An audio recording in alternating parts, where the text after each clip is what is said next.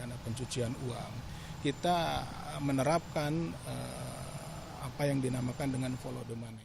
Tindak pidana pencucian uang, kita menerapkan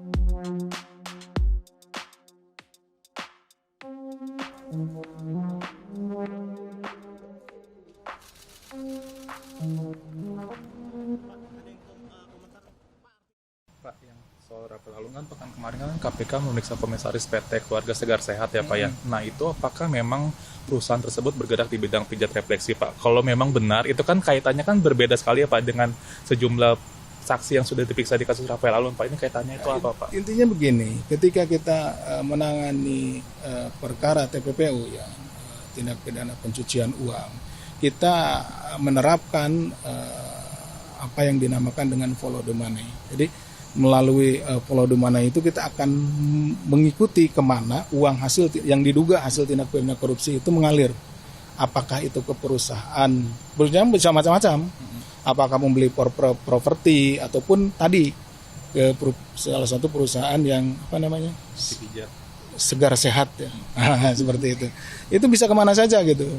Jadi kemanapun kita menduga uang itu ngalir, uang hasil korupsi itu, ya kita akan minta keterangan. Apakah benar kita akan membuktikan bahwa permodalan misalkan ya, permodalan dari perusahaan itu berasal dari uang yang hasil tindak pidana korupsi gitu. Jadi apa namanya kita enggak melihat kok jauh sekali ini pegawai pajak misalkan ya, kok usahanya ke usaha misalkan tadi hijat kesehatan gitu seperti itu.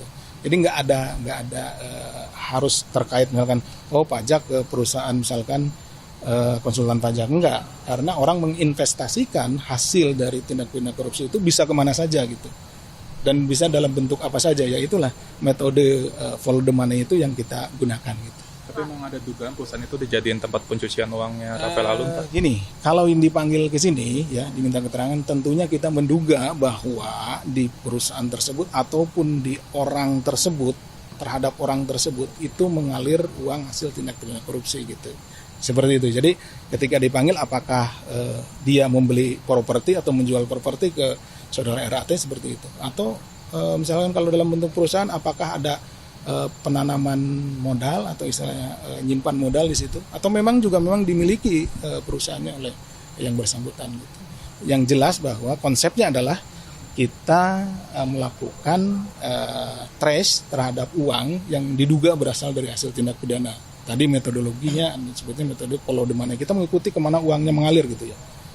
Misalkan ngalir ke masnya, ya pasti masnya panggil misalkan jual beli kendaraan lah gitu kan, jual beli kendaraan. Nah kita akan tanya apakah benar misalkan Mals menjual kendaraannya atau membeli kendaraan dari saudara tersangka, seperti itu. Salah satu contohnya. Pak Asep, Rafael itu kan perpanjangan penahanannya udah 2 kali dan ini kan udah mau habis nih 31 Juli itu gimana? Apakah udah mau dilimpah atau? Kita akan memaksimalkan ya 120 hari itu akan kita maksimalkan. Kenapa? Karena yang menjadi tantangan di dalam penanganan TPPU itu adalah bagaimana kita mencari dan menemukan hasil tindak pidana itu gitu ya.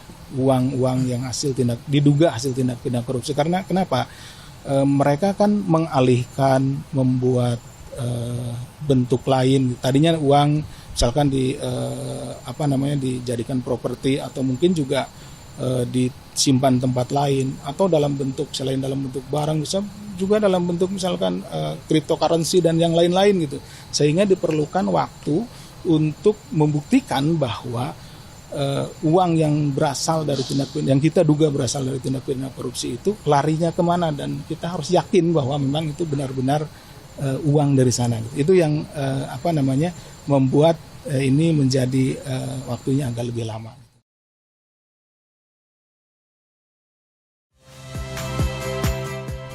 Saya Muhammad Syahreza. Saksikan program-program Kompas TV melalui siaran digital, pay TV, dan media streaming lainnya. Kompas TV, independen, terpercaya.